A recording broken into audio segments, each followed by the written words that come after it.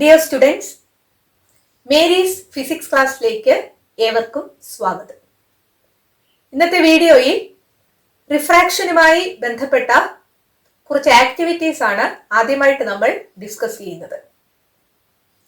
Page number 110. ഒന്നാമത്തെ activity നോക്കാം. ഒരു ഗ്ലാസ് ട്രഫ് എടുക്കാൻ പറഞ്ഞിരിക്കുന്നു. അതിലേക്ക് ഇൻക്ലൈൻഡ് പൊസിഷനിൽ ഒരു പെൻസിൽ വെക്കുക.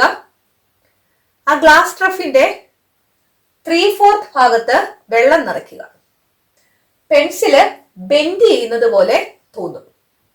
അതുപോലെ പെൻസിലിന്റെ വാട്ടറിലെ പൊസിഷന് ഒരു ഷിഫ്റ്റ് അല്ലെങ്കിൽ ഒരു മാറ്റം ഉണ്ടായതായിട്ടും തോന്നും. ഒരു ഓബ്ജക്റ്റ് നമ്മൾ കാണുന്നത് എപ്പോഴാണ്? ആ ഓബ്ജക്റ്റിൽ നിന്ന് റിഫ്ലക്ട് ചെയ്ത് വരുന്ന ലൈറ്റ് റേസ് നമ്മുടെ കണ്ണിലെത്തുമ്പോഴാണ് നമ്മൾ ഒരു ഓബ്ജക്റ്റിനെ കാണുന്നത്. പെൻസിലിന്റെ ഒരു പോർഷൻ എയറിലാണ് ഇരിക്കുന്നത്, മറ്റേ പോർഷൻ ഇരിക്കുന്നത് വാട്ടറിലാണ്. പെൻസിലിന്റെ എയറിൽ ഇരിക്കുന്ന പോർഷനിൽ നിന്ന് റിഫ്ലക്ട് ചെയ്ത് വരുന്ന ലൈറ്റ് റേസ് ഒരു ഡീവിയേഷനും സംഭവിക്കാതെയാണ് നമ്മുടെ കണ്ണിൽ എത്തുന്നത്. അതേസമയം പെൻസിലിന്റെ വെള്ളത്തിലിരിക്കുന്ന പോർഷനിൽ നിന്ന് റിഫ്ലക്ട് ചെയ്ത് വരുന്ന ലൈറ്റ് റേസ് നമ്മുടെ കണ്ണിൽ എത്തുന്നതിന് മുമ്പ് അതിന്റെ പാത്തിന് ഡീവിയേഷൻ സംഭവിക്കുന്നു, അല്ലെങ്കിൽ ആ റേ ഓഫ് ലൈറ്റിന് റിഫ്രാക്ഷൻ സംഭവിക്കുന്നു. അതുകൊണ്ടാണ് ഈ പെൻസില് ബെൻഡ് ചെയ്തതുപോലെ തോന്നുന്നതും വെള്ളത്തിലെ പെൻസിലിന്റെ പൊസിഷന് ഒരു ഷിഫ്റ്റ് ഉണ്ടാകുന്നതായിട്ട് അനുഭവപ്പെടുന്നത്. ആൻസർ നോക്കാം. The pencil appears bent due to refraction. The rays of light reflected from the portion in air do not undergo any deviation. But the rays of light from the portion within water reach eyes after undergoing a deviation. Hence, we feel a shift in the position of the pencil. ടെക്സ്റ്റിൽ ഒരു question ചോദിച്ചിട്ടുണ്ട്. Is there any change likely to occur if kerosene or turpentine is used instead of water? വെള്ളത്തിന് പകരം കെറസിനോ ടെർപ്പൻറ്റൈനോ ആണ് ഉപയോഗിക്കുന്നതെങ്കിൽ ഇവിടെ എന്തെങ്കിലും വ്യത്യാസം ഉണ്ടാകുമോ എന്നാണ് ചോദിച്ചിരിക്കുന്നത്.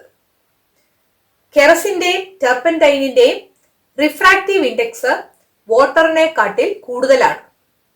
അതുകൊണ്ട് വാട്ടർ ഉപയോഗിക്കുമ്പോൾ പെൻസിൽ ബെൻഡ് ചെയ്യുന്നതിനെക്കാട്ടിൽ കൂടുതൽ ബെൻഡ് ചെയ്യുന്നതായിട്ട് കെറസിനോ ടെർപ്പൻറ്റൈനോ ഉപയോഗിക്കുമ്പോൾ തോന്നും. ആൻസർ നോക്കാം. The refractive index of kerosene and turpentine is more than that of water. So the pencil will appear to be bend more in the case of kerosene and ടെർപ്പൻറ്റൈൻ.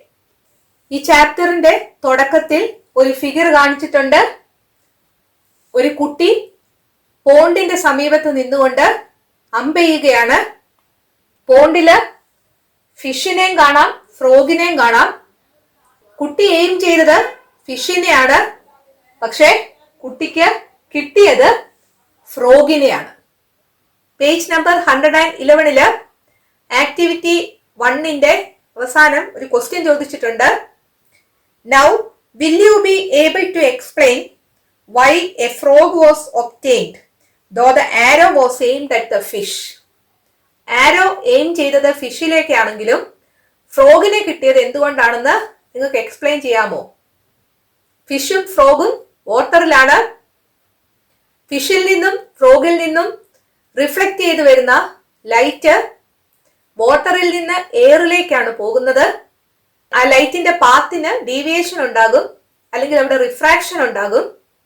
അതുകൊണ്ട് ഫ്രോഗിന്റെയും ഫിഷിന്റെയും പൊസിഷന് ഒരു മാറ്റം ഉണ്ടാകുന്നതായിട്ട് നമുക്ക് feel ചെയ്യുന്നു. നമ്മൾ കാണുന്നത് ഫ്രോഗിന്റെയും ഫിഷിന്റെയും ഒറിജിനൽ പൊസിഷൻ അല്ല.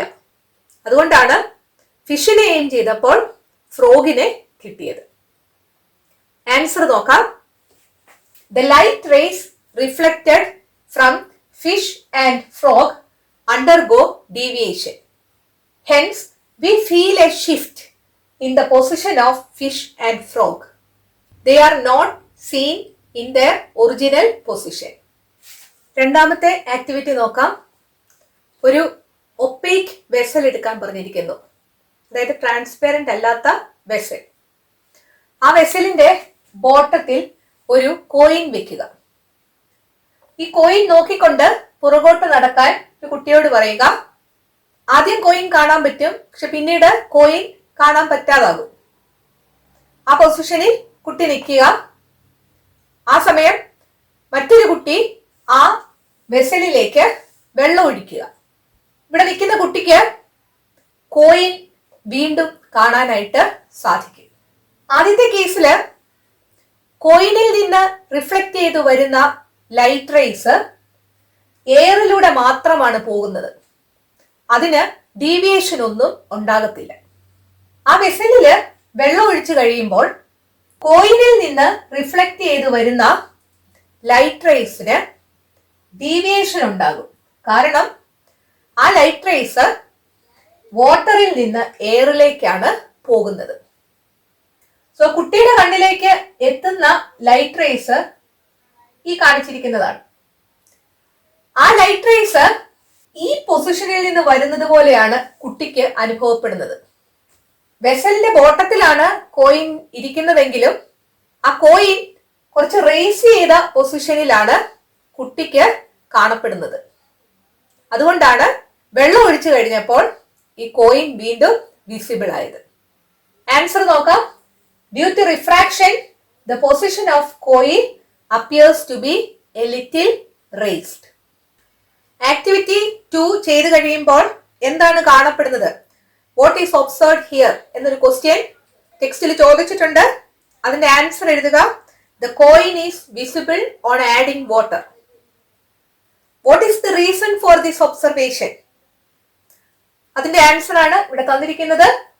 Due to refraction, the position of coin appears to be a little raised. മൂന്നാമത്തെ activity നോക്കാം. ഒരു പേപ്പറിൽ ഒരു തിക്ക് ലൈൻ വരയ്ക്കാനാണ് പറഞ്ഞിരിക്കുന്നത്. ആ തിക്ക് ലൈനിന്റെ മുകളിലായിട്ട് ഒരു ഗ്ലാസ് സ്ലാബ് വെക്കുക. ഈ പേപ്പറിൽ ഒരു തിക്ക് ലൈൻ വരച്ചിരിക്കുന്നു. ആ തിക്ക് ലൈനിന് മുകളിലായിട്ട് ഗ്ലാസ് സ്ലാബ് വെക്കുന്നു. ഇത് ഗ്ലാസ് സ്ലാബ് അല്ല, ഗ്ലാസ് സ്ലാബ് ആണെന്ന് വിചാരിക്കുക. ആദ്യത്തെ നിങ്ങളോട് പറഞ്ഞിരിക്കുന്നത് placing a glass slab perpendicular to the line. ഈ ലൈനിന് പെർപെൻഡിക്കുലർ ആയിട്ടാണ് ഗ്ലാസ് സ്ലാബ് വെച്ചിരിക്കുന്നത്. ഇവിടെ നോക്കിയാലും മനസ്സിലാകും, ഈ ലൈനിന് പെർപെൻഡിക്കുലർ ആയിട്ടാണ് ഗ്ലാസ് സ്ലാബിന്റെ ഈ സൈഡ്. റിഫ്രാക്ഷൻ പഠിച്ചപ്പോൾ നമ്മൾ പറഞ്ഞായിരുന്നു, രണ്ട് മീഡിയ തമ്മിൽ സെപ്പറേറ്റ് ചെയ്യുന്ന ഒരു സർഫസിലേക്ക് ലൈറ്റ് റേ നോർമൽ ആയിട്ടാണ് അല്ലെങ്കിൽ പെർപെൻഡിക്കുലർ ആയിട്ടാണ് വന്ന് വീഴുന്നതെങ്കിൽ ഡീവിയേഷൻ ഒന്നും ഉണ്ടാകത്തില്ലെന്ന്. ഇവിടെ രണ്ട് മീഡിയ ഉണ്ട്, ഇവിടെ എയറും ഇത് ഗ്ലാസും ആണ്. ഇതാണ് സർഫസ് ഓഫ് സെപ്പറേഷൻ. ആ സർഫസിലേക്ക് നോർമൽ ആയിട്ടാണ് ഈ ലൈൻ വരച്ചിരിക്കുന്നത്. അതുകൊണ്ട് ഇവിടെ നിന്ന് ഒരാൾ നോക്കുകയാണെങ്കിൽ ആ ലൈനിന് ഡീവിയേഷൻ ഒന്നും തോന്നത്തില്ല.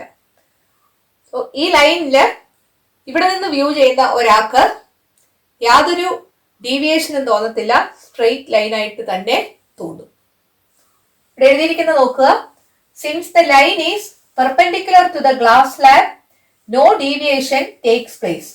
So straight line is seen on the other side.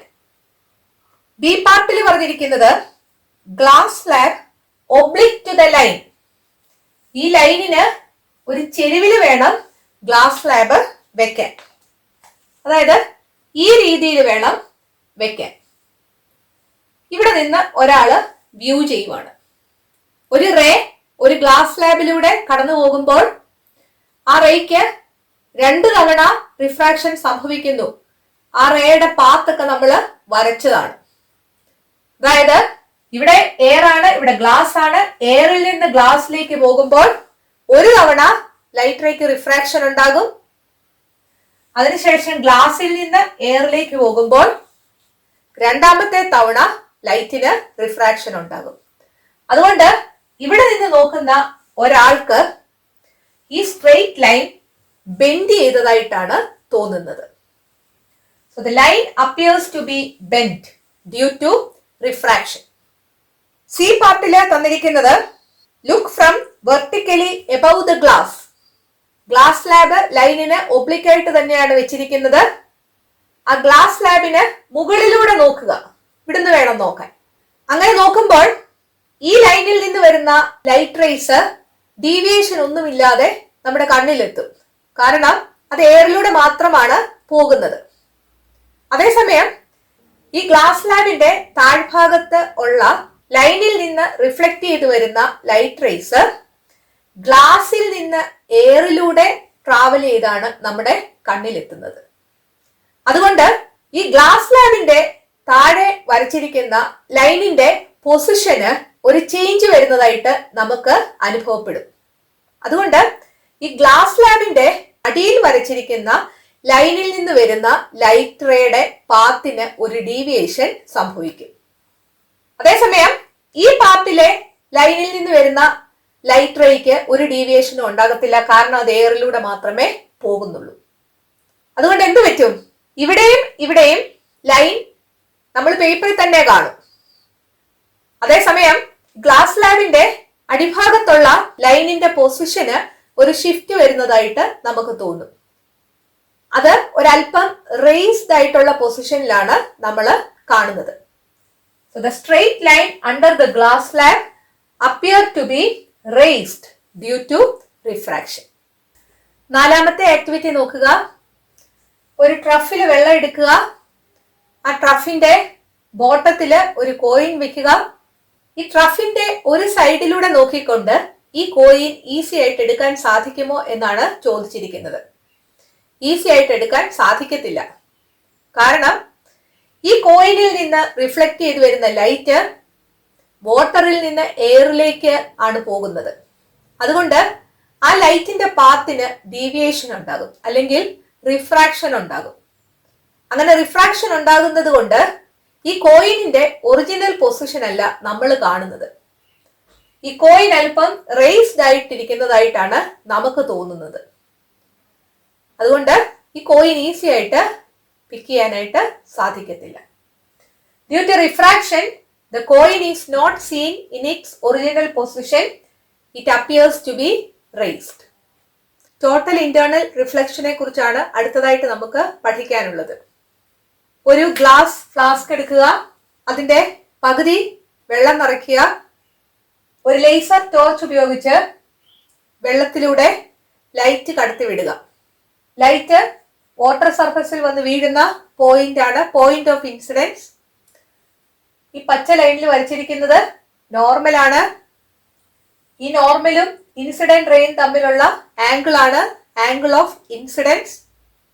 ഈ റേ വാട്ടറിൽ നിന്ന് എയറിലേക്കാണ് പോകുന്നത്. അതുകൊണ്ട് ഇവിടെ റിഫ്രാക്ഷൻ നടക്കും. ആംഗിൾ ഓഫ് ഇൻസിഡൻസ് കൂട്ടുക. ആംഗിൾ ഓഫ് ഇൻസിഡൻസ് കൂട്ടുന്നതിനനുസരിച്ച് ആംഗിൾ ഓഫ് റിഫ്രാക്ഷനും കൂടും. അങ്ങനെ ആംഗിൾ ഓഫ് ഇൻസിഡൻസ് കൂട്ടിക്കൂട്ടി ഒരു പെർട്ടിക്കുലർ വാല്യൂ ആയി കഴിയുമ്പോൾ ഈ റിഫ്രാക്റ്റഡ് റേ വാട്ടറിന്റെ സർഫസിലൂടെ പോകും. അതായത് റിഫ്രാക്റ്റഡ് റേ വാട്ടറിന്റെ സർഫസിൽ കൂടെ പോവുക എന്ന് പറഞ്ഞാൽ ഇവിടുത്തെ ആംഗിൾ ഓഫ് റിഫ്രാക്ഷൻ എന്ന് പറയുന്നത് 90 ഡിഗ്രി ആയിരിക്കും. ആംഗിൾ ഓഫ് റിഫ്രാക്ഷൻ എന്ന് പറഞ്ഞാൽ നോർമലും റിഫ്രാക്റ്റഡ് റേയും തമ്മിലുള്ള ആംഗിൾ ആണ്. അത് 90 ഡിഗ്രി ആയിരിക്കും. അതായത് ഒരു ray of light greater optical ഡെൻസിറ്റിയിൽ നിന്ന് ലോവർ ഒപ്റ്റിക്കൽ ഡെൻസിറ്റിയിലേക്ക് പോകുമ്പോൾ ഏത് ആംഗിൾ ഓഫ് ഇൻസിഡൻസിനാണോ ആംഗിൾ ഓഫ് റിഫ്രാക്ഷൻ 90 ഡിഗ്രി ആകുന്നത്, ആ ആംഗിൾ ഓഫ് ഇൻസിഡൻസിന് പറയുന്ന പേരാണ് ക്രിറ്റിക്കൽ ആംഗിൾ. വാട്ടറിന്റെ ക്രിറ്റിക്കൽ ആംഗിള് 48.6 ഡിഗ്രി ആണ്. അതായത് ഈ റേ ഓഫ് ലൈറ്റ് വന്ന് വാട്ടർ സർഫസിൽ വീഴുമ്പോൾ അവിടുത്തെ ആംഗിൾ ഓഫ് ഇൻസിഡൻസ് 48.6 ഡിഗ്രി ആണെങ്കിൽ റിഫ്രാക്റ്റഡ് റേ ആ വാട്ടർ സർഫസിലൂടെ കടന്നുപോകും. So when angle of incidence is equal to critical angle, angle of refraction is equal to 90 degree.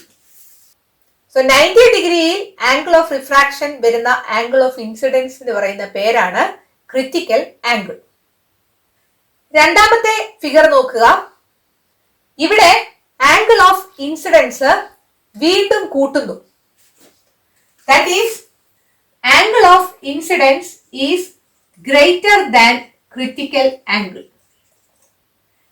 Critical ആംഗിളിനെക്കാട്ടിൽ കൂടുതലാണ് ആംഗിൾ ഓഫ് ഇൻസിഡൻസ് എന്ന് വിചാരിക്കുക. അതായത് ഇവിടുത്തെ കേസിൽ 48.6 ഡിഗ്രിയെക്കാട്ടിൽ കൂടുതലാണ് ഈ ആംഗിൾ ഓഫ് ഇൻസിഡൻസ്. അങ്ങനെയെങ്കിൽ ഇവിടെ റിഫ്രാക്ഷൻ നടക്കുന്നതിന് പകരം അതേ മീഡിയത്തിലേക്ക് തന്നെ അത് റിഫ്ലക്ട് ചെയ്യും. ആ ഫിനോമിനന് പറയുന്ന പേരാണ് ടോട്ടൽ ഇന്റേണൽ റിഫ്ലക്ഷൻ. ആ രണ്ട് പോയിന്റും നമുക്ക് എഴുതാം. When a ray of light passes from a medium of greater optical density to that of lower optical density, the angle of incidence at which the angle of refraction becomes 90 degree is the critical angle. ഒരു ray greater optical ഡെൻസിറ്റിയിൽ നിന്ന് lower optical ഡെൻസിറ്റിയിലേക്ക് പോകുമ്പോൾ ഏത് angle of ഇൻസിഡൻസിനാണോ angle of refraction 90 degree ആകുന്നത്, ആ angle of incidence ആണ് ക്രിറ്റിക്കൽ ആംഗിൾ. രണ്ടാമത് പറഞ്ഞ പോയിന്റ് നോക്കാം. When a ray of light passes from a medium of greater optical density to a medium of lower optical density at an angle of incidence greater than the critical angle, the ray is reflected back to the same medium without undergoing refraction. This phenomenon is known as total internal reflection. ഒരു ray of light greater optical density ഉള്ള ഒരു മീഡിയത്തിൽ നിന്ന് lower optical density ഉള്ള ഒരു മീഡിയത്തിലേക്ക് പോവുകയും അവിടുത്തെ angle of incidents critical ആംഗിളിനെക്കാട്ടിൽ കൂടുതലാവുകയും ചെയ്താൽ റിഫ്രാക്ഷൻ ഉണ്ടാകാതെ ആ റേ അതേ മീഡിയത്തിലേക്ക് തന്നെ റിഫ്ലക്ട് ചെയ്യും. അതിന് പറയുന്ന പേരാണ് total internal reflection. Total internal reflection നടക്കണമെങ്കിൽ രണ്ട് കാര്യങ്ങൾ അവിടെ നടക്കണം. Ray should pass from a medium of greater optical density to a medium of lower optical density. രണ്ടാമത്തേത്, the angle of incidence should be greater than the critical angle. Which are the conditions to be satisfied for total internal reflection to take place? എന്ന question നിങ്ങളോട് ചോദിക്കാം. Figure 5.13 ആണ് ഇവിടെ വരച്ചിരിക്കുന്നത്. ഈ figure analyse ചെയ്ത് ടെക്സ്റ്റിൽ കൊടുത്തിരിക്കുന്ന ക്വസ്റ്റ്യൻസ് ആൻസർ ചെയ്യാനാണ് പറഞ്ഞിരിക്കുന്നത്. ഫിഗർ എ നോക്കുക. വാട്ടറിൽ നിന്ന് എയറിലേക്കാണ് റേ പോകുന്നത്. വാട്ടറിന്റെ ക്രിറ്റിക്കൽ ആംഗിൾ 48.6 ഡിഗ്രി ആണ്. അതിനെക്കാട്ടിൽ കൂടുതലാണ് ആംഗിൾ ഓഫ് ഇൻസിഡൻസ്. അതുകൊണ്ട് ടോട്ടൽ ഇന്റേണൽ റിഫ്ലക്ഷൻ നടക്കുന്നു. ഫിഗർ ബി നോക്കുക. വാട്ടറിൽ നിന്ന് എയറിലേക്കാണ് റേ പോകുന്നത്. 48.6 ഡിഗ്രി ആണ് ആംഗിൾ ഓഫ് ഇൻസിഡൻസ്. അതായത് angle of incidence is equal to critical angle. So angle of refraction എന്ന് പറയുന്നത് 90 ഡിഗ്രി ആയിരിക്കും. അല്ലെങ്കിൽ ആ സർഫസിലൂടെ ആ റേ കടന്നു പോകും. ഫിഗർ ഡി നോക്കുക. ഗ്ലാസിൽ നിന്ന് എയറിലേക്കാണ് റേ പോകുന്നത്. ആംഗിൾ ഓഫ് ഇൻസിഡൻസ് 42 ഡിഗ്രി ആണ്. സർഫസ് ഓഫ് സെപ്പറേഷനിലൂടെ റേ കടന്നു പോകുന്നു. അതായത് ആംഗിൾ ഓഫ് റിഫ്രാക്ഷൻ 90 ഡിഗ്രി ആണ്. ആംഗിൾ ഓഫ് റിഫ്രാക്ഷൻ 90 ഡിഗ്രി ആണെങ്കിൽ ആംഗിൾ ഓഫ് ഇൻസിഡൻസ് എന്ന് പറയുന്നത് ക്രിറ്റിക്കൽ ആംഗിൾ തന്നെയായിരിക്കും. അതായത് ഗ്ലാസിന്റെ ക്രിറ്റിക്കൽ ആംഗിൾ ആണ് 42 degree. So the critical angle of glass is 42 degree. ഈ രണ്ട് വാല്യൂസും നിങ്ങൾ അറിഞ്ഞിരിക്കണം. വാട്ടറിന്റെ ക്രിറ്റിക്കൽ ആംഗിൾ 48.6 ഡിഗ്രിയും ഗ്ലാസിന്റെ ക്രിറ്റിക്കൽ ആംഗിൾ 42 ഡിഗ്രിയുമാണ്. ഇനി ഫിഗർ സി നോക്കുക. ഗ്ലാസിൽ നിന്ന് എയറിലേക്കാണ് റേ പോകുന്നത്. ആംഗിൾ ഓഫ് ഇൻസിഡൻസ് 28 ഡിഗ്രിയാണ്. അതായത് ഗ്ലാസിന്റെ ക്രിറ്റിക്കൽ ആംഗിളിനെക്കാട്ടിലും കുറവാണ് ആംഗിൾ ഓഫ് ഇൻസിഡൻസ്. അതുകൊണ്ട് റിഫ്രാക്ഷൻ നടക്കുകയാണ് ചെയ്യുന്നത്. ഗ്ലാസിൽ നിന്ന് എയറിലേക്കാണ് റേ പോകുന്നത്. ഗ്രേറ്റർ ഒപ്റ്റിക്കൽ ഡെൻസിറ്റിയിൽ നിന്ന് ലോവർ ഒപ്റ്റിക്കൽ ഡെൻസിറ്റിയിലേക്കാണ് പോകുന്നത്. അതുകൊണ്ട് എവേ ഫ്രം ദ നോർമൽ ആയിട്ടായിരിക്കും റിഫ്രാക്ഷൻ സംഭവിക്കുന്നത്. നോർമലിൽ നിന്ന് അകന്നു പോകുന്നു. അഞ്ചാമത്തെ ഫിഗർ നോക്കുക. ഗ്ലാസിൽ നിന്ന് എയറിലേക്കാണ് പോകുന്നത്. ആംഗിൾ ഓഫ് ഇൻസിഡൻസ് 45 ഡിഗ്രി ആണ്. ഗ്ലാസിന്റെ ക്രിട്ടിക്കൽ ആംഗിൾ 42 ഡിഗ്രി ആണ്. ക്രിട്ടിക്കൽ ആംഗിളിനെ കാട്ടിൽ കൂടുതലാണ് ആംഗിൾ ഓഫ് ഇൻസിഡൻസ്. അതുകൊണ്ട് ടോട്ടൽ ഇന്റേണൽ റിഫ്ലക്ഷൻ നടക്കും. പേജ് നമ്പർ 114 തന്നിരിക്കുന്ന ക്വസ്റ്റ്യൻസ് നമുക്ക് ആൻസർ ചെയ്യാം. Which are the figures that show total internal reflection? Total internal reflection കാണിക്കുന്ന രണ്ട് ഫിഗേഴ്സ് ഫിഗർ എയും ഫിഗർ ഇയുമാണ്. ഒന്നാമത്തേതിന്റെ answer figure A and figure E. രണ്ടാമത് നോക്കുക. What is the critical angle of glass? ഗ്ലാസിന്റെ ക്രിട്ടിക്കൽ ആംഗിൾ 42 ഡിഗ്രിയാണ്. മൂന്നാമത്തെ ക്വസ്റ്റ്യൻ നോക്കുക. Will total internal reflection take place when light passing through water is incident on the surface of separation with air at an angle of incidence of 45 degree? Why? Light വാട്ടറിൽ നിന്ന് എയറിലേക്കാണ് പോകുന്നത്. Angle of incidents 45 ഡിഗ്രിയാണ്. Total internal reflection നടക്കുമോ എന്നാണ് question. Ray വാട്ടറിൽ നിന്ന് എയറിലേക്ക് പോകുന്നത് കൊണ്ട് വാട്ടറിന്റെ ക്രിട്ടിക്കൽ ആംഗിൾ എത്രയാണെന്ന് ഓർക്കുക. വാട്ടറിന്റെ ക്രിട്ടിക്കൽ ആംഗിൾ 48.6 ഡിഗ്രിയാണ്. ഇവിടുത്തെ ആംഗിൾ ഓഫ് ഇൻസിഡൻസ് 45 ഡിഗ്രിയാണ്. അതായത് ക്രിട്ടിക്കൽ ആംഗിളിനെക്കാട്ടിൽ കുറവാണ്. അതുകൊണ്ട് ടോട്ടൽ ഇന്റേണൽ റിഫ്ലക്ഷൻ നടക്കത്തില്ല എന്നുള്ളതാണ് ആൻസർ. ആൻസർ ബോർഡിൽ എഴുതാം. The critical angle of water is 48.6 degree. Since the given angle of incidence is 45 degree, total internal reflection does not take place. Figure 5.10 ഒരു girl അക്വേറിയത്തിലൂടെ നോക്കുന്നത് കാണിച്ചിട്ടുണ്ട്. അക്വേറിയത്തിന്റെ ബേസിലുള്ള അല്ലെങ്കിൽ ബോട്ടം പാർട്ടിലുള്ള സബ്സ്റ്റൻസസ് ഈ വാട്ടറിന്റെ സർഫസിലും കാണപ്പെടുന്നു. അതിന്റെ റീസണും ടോട്ടൽ ഇന്റേണൽ റിഫ്ലക്ഷൻ ആണ്. അക്വേറിയത്തിന്റെ ബേസിൽ നിന്ന് വരുന്ന ലൈറ്റ് റേ ക്രിട്ടിക്കൽ ആംഗിളിനെക്കാട്ടിൽ കൂടുതലാണെങ്കിൽ അതിന് ടോട്ടൽ ഇന്റേണൽ റിഫ്ലക്ഷൻ നടക്കുന്നു. അതായത് ഈ വാട്ടർ സർഫസിൽ വെച്ച് റേസ് റിഫ്ലക്ട് ചെയ്യുന്നു. ഒരു മിററിലാണ് വന്നു വീഴുന്ന ലൈറ്റ് ഒക്കെ റിഫ്ലക്ട് ചെയ്യുന്നത്. അതായത് ഇവിടുത്തെ വാട്ടർ സർഫസ് ഒരു മിറർ ലൈക്ക് സർഫസ് ആയിട്ട് ബിഹേവ് ചെയ്യുന്നു. ഒരു മിററില് ഓബ്ജക്റ്റിന്റെ ഇമേജ് ഉണ്ടാകും. ഈ water surface mirror like substance ആയിട്ട് ബിഹേവ് ചെയ്യുന്നെങ്കിൽ ഈ ഓബ്ജക്റ്റുകളുടെ എല്ലാം ഇമേജും ഇവിടെ കാണും. അതുകൊണ്ടാണ് അക്വേറിയത്തിലൂടെ നോക്കുമ്പോൾ ബേസിൽ കാണുന്ന സബ്സ്റ്റൻസസ് എല്ലാം വാട്ടറിന്റെ സർഫസിലും കാണുന്നത്. ടെക്സ്റ്റിലെ പേജ് നമ്പർ 114 തന്നിരിക്കുന്നത് നോക്കുക. It is because of total internal reflection that the bottom of the aquarium is seen reflected on the surface of the water. Total internal റിഫ്ലക്ഷന്റെ പ്രാക്ടിക്കൽ ആപ്ലിക്കേഷൻസ് എന്തൊക്കെയാണെന്ന് നോക്കാം. മെഡിക്കൽ ഫീൽഡിൽ എൻഡോസ്കോപ്പിൽ ഉപയോഗിക്കുന്നത് ടോട്ടൽ ഇന്റേണൽ റിഫ്ലക്ഷൻ ആണ്. Endoscope എന്ന് പറയുന്നത് ഒരു ട്യൂബുലാർ ഇൻസ്ട്രുമെന്റ് ആണ്. ട്യൂബ് ശരീരത്തിന്റെ ഉള്ളിലേക്ക് കയറ്റി ഇന്റേണൽ ഓർഗൻസ് മനസ്സിലാക്കാനുള്ള ഒരു ഇൻസ്ട്രുമെന്റ് ആണ്.